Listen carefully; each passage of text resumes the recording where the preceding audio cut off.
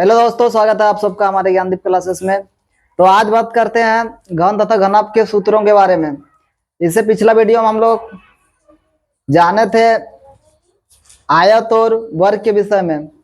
तो आज जानेंगे घन और घनाभ क्या होता है और उसका सूत्र क्या क्या होता है। आप बहुत महत्वपूर्ण वीडियो है, देखिएगा एंड तक, क्योंकि 6, 7 और 8 के विद्यार्थियों के लिए ये सूत्र सब बहुत ही इम्पोर्टेंट है। तो देखिए यहाँ घन और घनाभ होता क्या है पहले जानते हैं।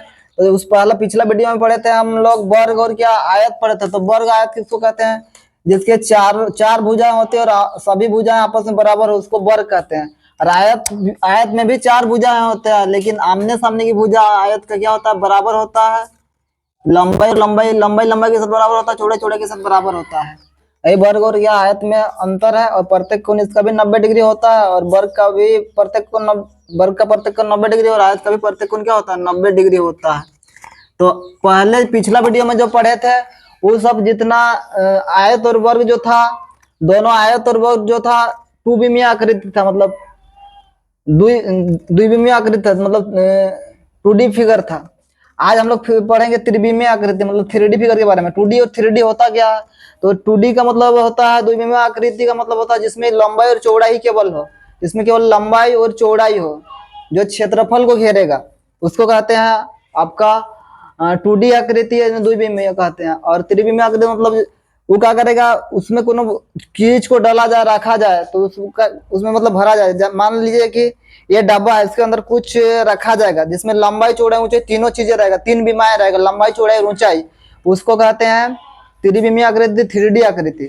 जिसकी केवल लंबाई और चौड़ाई हो, जैसे ये बोर्ड हो गया जिसमें लंबाई और चौड़ाई, ऊंचाई तो नहीं है इसमें, तो ये आपका हो गया 2D आकृति।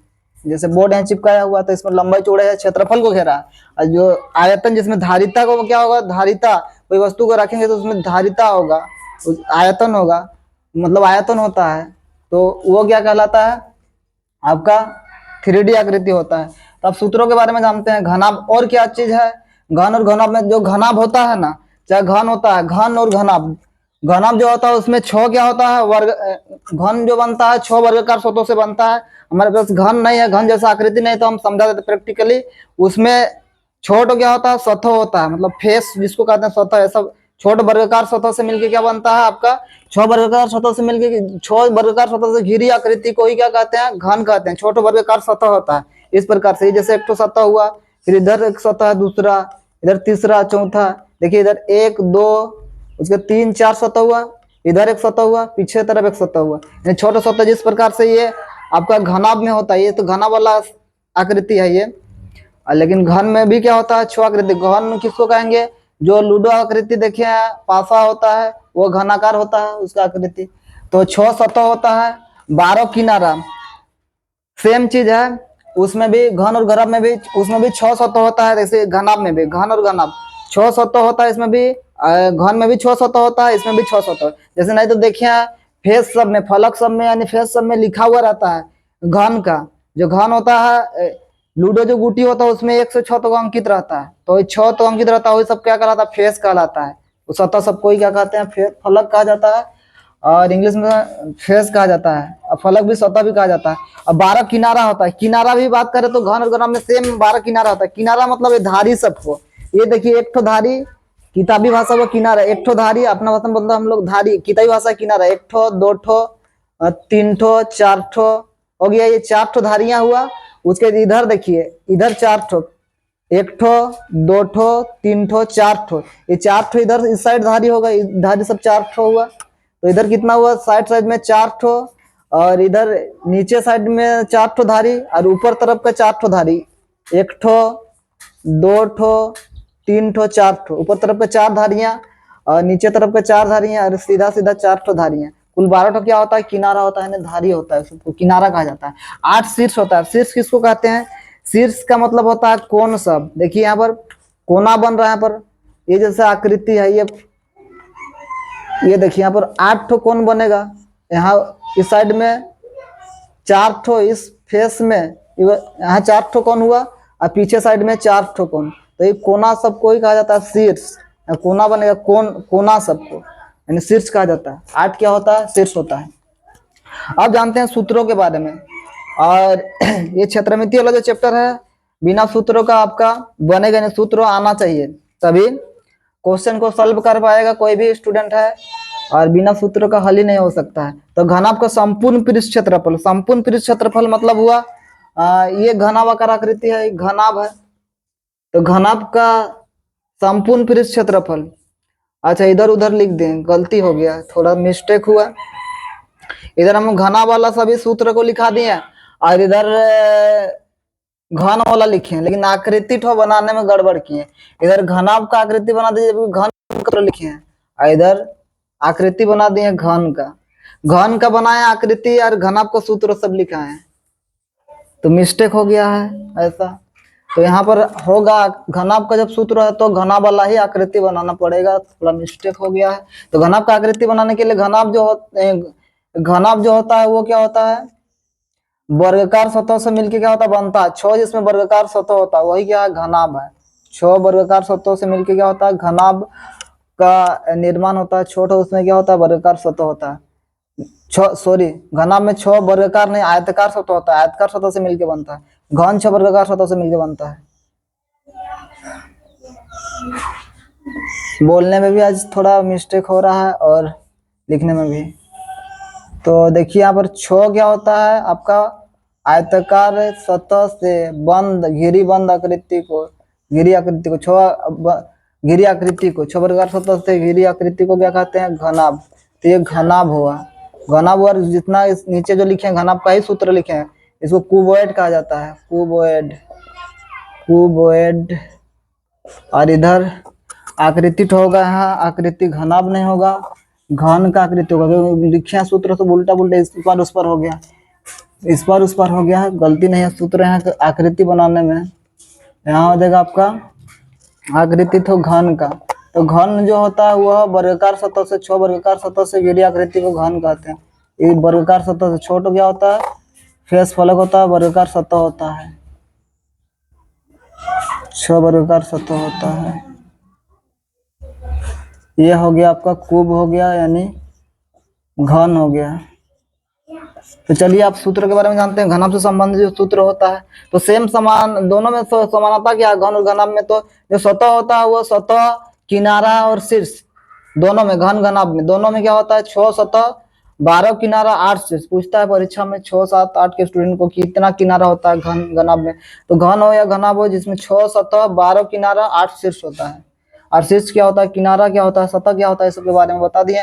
अब घनाभ का जानते हैं संपूर्ण पृष्ठ क्षेत्रफल। संपूर्ण ये देखिए घनाभ है, पहले मेरा घनाभाकार आकृति है घनाभ हुआ।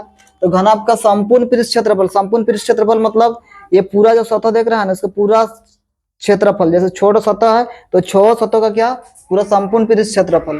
तो घनाभ का संपूर्ण पृष्ठ क्षेत्रफल बराबर होता है 2 × LB + BH + HL। यहाँ पर हिंदी में भी सूत्रों को लिख सकते हैं 2 गुना लंबाई गुना चौड़ाई, 2 गुना लंबाई गुना चौड़ाई। L मतलब होता है लेंथ, B मतलब होता है ब्रेथ माने चौड़ाई, और प्लस B गुना H मतलब हुआ आपका चौड़ाई गुना क्या ऊंचाई, चौड़ाई गुना ऊंचाई कहा जाता है, ब्रेथ कहा जाता है इसको, H का हाइट कहा जाता है इंग्लिश में, प्लस HL का जगह का कमी कारण इधर नहीं हटेगा बोल के हम क्या किए कि सूत्र को यहाँ इंग्लिश में लिख दिए, बाकी सूत्र हिंदी में लिखे हैं। तो इसलिए प्लस क्या होता है HL होता है, HL मतलब होता है ऊंचाई गुना क्या होता है लंबाई होता है, और लंबाई को लेंथ कहा जाता है, चौड़ाई को ब्रेथ कहा जाता है इसलिए B लिखा जाता है, और ऊंचाई को हाइट कहा जाता है इंग्लिश में इसलिए H लिखा जाता है। तो समझ में आ गया कि घन का संपूर्ण पृष्ठ क्षेत्रफल बराबर 2 गुना लंबाई गुना चौड़ाई प्लस चौड़ाई गुना ऊंचाई प्लस ऊंचाई गुना लंबाई होता है।